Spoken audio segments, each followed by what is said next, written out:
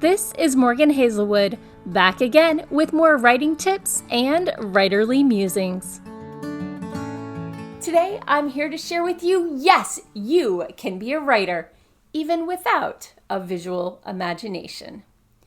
Not everyone has a visual imagination. Apparently, there's many of you out there who can see the story in your heads like you're watching a movie and you just write down what you see. Apparently, really? I know I've addressed this before, but until I started writing and talking to other writers, I'd always thought that was figurative and not literally what was happening in your head. I think my imagination is more storyboard and sketches and background plotting. Just like much of my writing is in my main character's head, much of my imagination is, well, to paraphrase some almost famous words, I read and I know things. It's hard for me to describe my imagination to visual people. I like to describe my imagination as conceptual. Some people think that's because I'm a computer engineer, but it's not. Even my dreams are this way. When dreaming or novel plotting, I don't see the color green. I just know that the wall is green. If a person in my dream is walking out a door, I can know why they're leaving and where they're going and how they're feeling, but the figure itself is more of an outline sketch. I know if they have long hair, but I don't actually see long hair. It's not really a shadow though, it's a person, or at least I know it's a person. Now, I read ridiculously fast, about 100 pages an hour. Some of it, admittedly, is probably skimming, but I did spend several summers playing with my grandmother's Learn to Speed Read kit. I read for plot. I dive through dialogue. If I hit dense description, it slows me way down. Game of Thrones, I'm looking at you.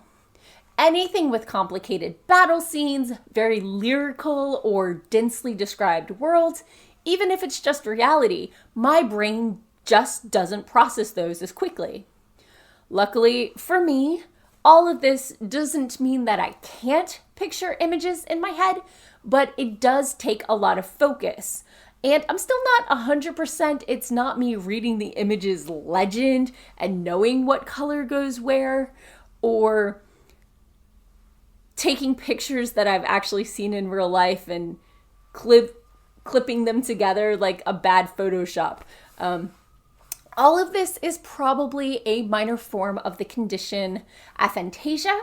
If you have an imagination like me, check it out. So today I ran across a friendly blogger who took as a matter of course that writers can visualize like movies. So despite his very friendly post that I agreed with most of it, I had to correct him there. And he replied, accepting that not all writers were that visual. But of course he is, because he plays D&D and writes fantasy. Hard stop there. Oh, honey. I create worlds and cultures and windswept plains. I build trade routes and religions and nations. And I play D&D once a month. Not having a visual imagination doesn't keep my imagination grounded by any means. But occasionally I need a crutch. When I do need to describe a person or a place, or I want to add a little more flavor for those of you who are more visually inclined, I'll Google image search until I find something that feels right for my characters and my world. I mean, isn't that what Pinterest is for? Do you have a visual imagination? Let me know how common it is. If not, how does your imagination manifest? Is it like mine or something else altogether? And that's all for today. Thanks for listening. If you enjoyed this episode, hit that subscribe button and share it with all your friends. It goes a long way towards helping people find me.